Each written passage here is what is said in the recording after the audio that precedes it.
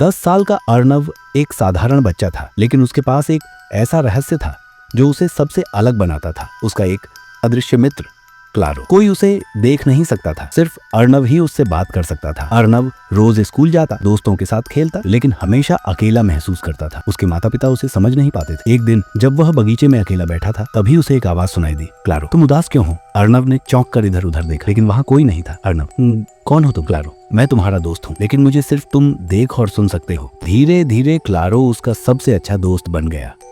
Arnav school में जब परेशान होता तो क्लारो उसे हंसाता, जब कोई उसे चिढ़ाता तो क्लारो उसकी रक्षा करता।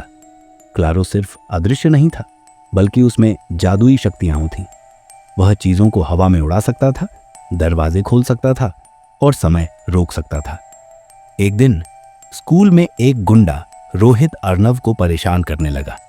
क्लारो ने गुंडे का बैग हवा में उड़ा दिया और उसके जूतों को उल्टा कर दिया। रोहित डरकर भाग गया। अर्णव अब आत्मविश्वासी हो गया था, लेकिन उसे नहीं पता था कि क्लारो की उपस्थिति के पीछे एक रहस्य छुपा था। एक रात अर्णव ने क्लारो से पूछा, अर्णव, क्लारो तुम कौन हो? तुम हमेशा मेरे साथ ही क्यों रहते हो? क्लारो कुछ पल के लिए चुप रहा, फिर उसने कहा, क्लारो, अर्णव, मैं असल में तुम्हारी कल्पना का हिस्सा नहीं हूं। मैं तुम्हारे ही पिछले जन्म का साया हूं। पिछले जन्म में हम दोनों सबसे अच्छे दोस्त थे, लेकिन एक हादसे में मेरी मौत हो गई थी। मेरा वादा था कि मैं तुम्हें कभी नहीं छोड़ूंगा, इसलिए मैं अब भी तुम्हारे साथ हूं।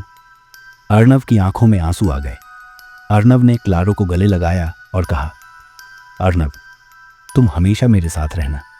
क्लारो मुस्कुराया और धीरे धीरे अदृश्य होकर हवा में विलीन हो गया। लेकिन अर्णव को एहसास हुआ कि असली दोस्ती कभी नहीं मरती, वह दिल में बस जाती है। सीख, सच्ची दोस्ती समय और जीवन की सीमाओं से परे होती है। अगर आपको ये कहानी पसंद आई तो वीडियो को लाइक करें और चैनल को सब्सक्राइब करें।